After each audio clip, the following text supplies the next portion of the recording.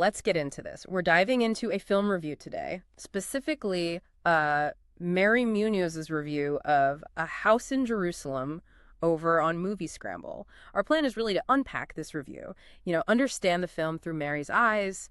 It's a film that tries to blend grief, family stuff, ghosts even, and, well, a pretty heavy political backdrop. Yeah, and what's interesting right off the bat is how the reviewer, Mary, kind of frames it. She notes how films often use grief and ghosts together, right? Sometimes it's for scares, sometimes it's more about comfort when characters are really low, and this film definitely uses that combo, but maybe the review suggests in its own particular way. Right, and the basic setup, according to the review, is this.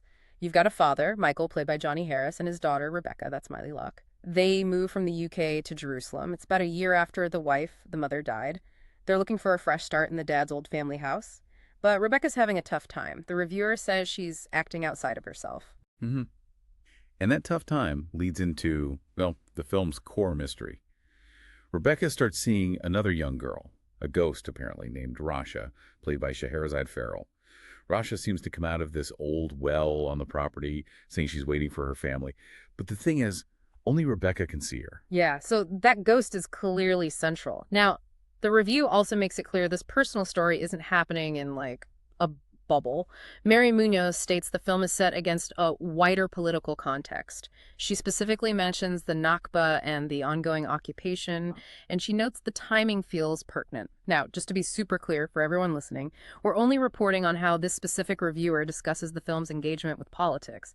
We aren't taking any sides or endorsing any political views mentioned here. We're just trying to understand Mary Munoz's perspective on how the film handles these complex themes. Absolutely. That's crucial context for understanding the review itself. So, okay, with that framework from the reviewer laid out, where does she think the film actually succeeds? Because she definitely highlights some strengths. Yeah, she does. She really zooms in on the two young actresses. The review says Miley Locke, who plays Rebecca, and Scheherazade Farrell, who plays Rasha, work really well together. She calls their character work and performances excellent. And it's not just vague praise, she gives specifics. Right, she really drills down. For Miley Locke as Rebecca, the review talks about this palpable tension, describes her as an angry kid, and rightfully so, which is quite a statement. But Mary Munoz also sees the vulnerability underneath. She mentions tears that constantly prick at her eyes, suggesting this need for comfort. And the reviewer liked that Locke delivered all that complexity without seeming precocious, without seeming like a mini adult actor, Yeah, that's a good point. And then there's Scheherazade Farrell as Rasha. The review calls her, quite vividly, the most adorable ghost you'll ever see. You can tell the reviewer was really struck by her look. Huge brown eyes, sweeping eyelashes, and a petted lip. Mary says these features just pull you into Rasha's story, her fate. That kind of specific description really helps you picture what the reviewer saw on screen. It really does. And the reviewer sees the bond between these two girls as a major plus. Mary Munoz suggests they connect through this shared trauma of being abandoned, even though their situations are, vastly different. The review says their scenes together, the dialogue, it all feels plausible, and actually calls these scenes some of the best of the film. Okay, so that central relationship between the girls seems to be a real highlight for the reviewer. But then, let's shift to how the reviewer sees the film handling that bigger picture, the political context we mentioned earlier. That seems to be where things get a bit more complicated in the review. Yeah, this is where Mary Munoz introduces some significant critiques alongside her observations. She suggests the film feels squarely aimed at younger viewers. The focus on the two young leads is part of what makes her think that. Okay, aimed at younger viewers, but does she think it simplifies things too much? Well, she clarifies it's not necessarily reductive in how it mentions things like the Nakba or the occupation. But she also says it certainly doesn't ever aim for anything truly hard-hitting. So it acknowledges things, but maybe doesn't dig too deep, according to her. And that leads into what seems like a core criticism for the reviewer. Mary Munoz finds it strange, her word, that the film doesn't really explore the idea of Rebecca, moving into this house in Jerusalem, potentially being seen as a settler or an invader. Yeah. Even though Rebecca herself is obviously unaware of all that historical weight. That feels like a pretty specific point the reviewer is making. What does she think the film does instead of exploring that? Well, Mary feels that instead of grappling with that complexity, the film chooses to pair Rebecca and Rasha up as two sides of the one coin. And the reviewer immediately pushes back against the idea. She argues they clearly cannot and will not ever be two sides of the same coin, given the huge differences in their historical context and experiences. Wow, okay. So that pairing is something the reviewer really questions in terms of the film's political message, or lack thereof. It definitely seems to be a central part of her critique, yeah. It suggests she felt the film kind of sidestepped a chance to engage more deeply there. And beyond the politics, Mary Munoz also talks about a sense of, like, genre confusion. She found the film a little muddled along the way. Muddled how? Like, it couldn't decide what it wanted to be. Pretty much. The review asks, is it supposed to be scary? She suggests any horror elements are quickly dispatched, so probably not. Is it meant as a political story? She mentions a moment where Rebecca is suddenly confronted by vicious-looking Israeli police officers, which felt maybe a bit jarring or underdeveloped in that context. Or is it mainly about loss and grief?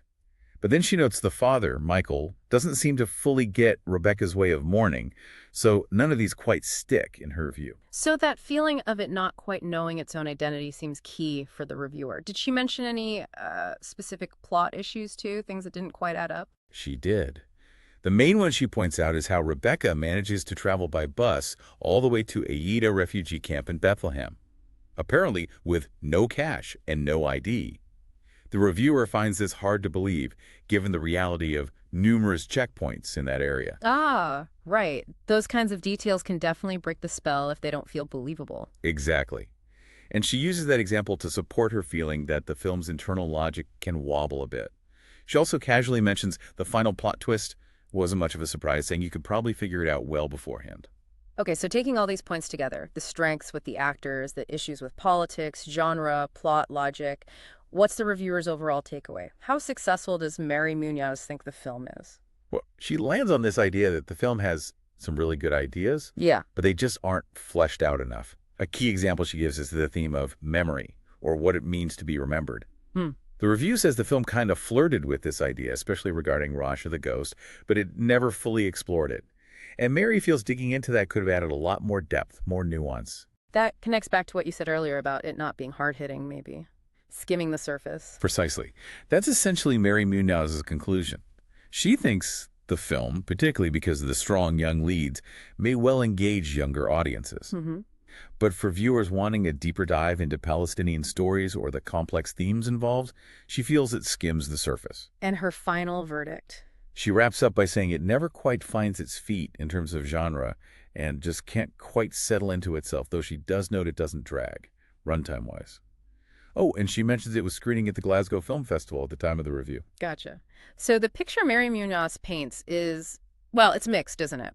A film with a potentially powerful setup, really good young actors, but one that, in her opinion, struggles to mesh the personal grief story with the heavy political reality it's set in, leading to this feeling of muddled identity and missed chances for deeper exploration, especially around memory and history. That sums up her perspective pretty well, I think. It's a review that acknowledges the potential, but ultimately finds the execution wanting in key areas. So bringing this deep dive into Mary Munoz's review toward a close, we've really unpacked how she saw A House in Jerusalem, a film using that grief and ghosts framework to tell a story within a very charged political landscape.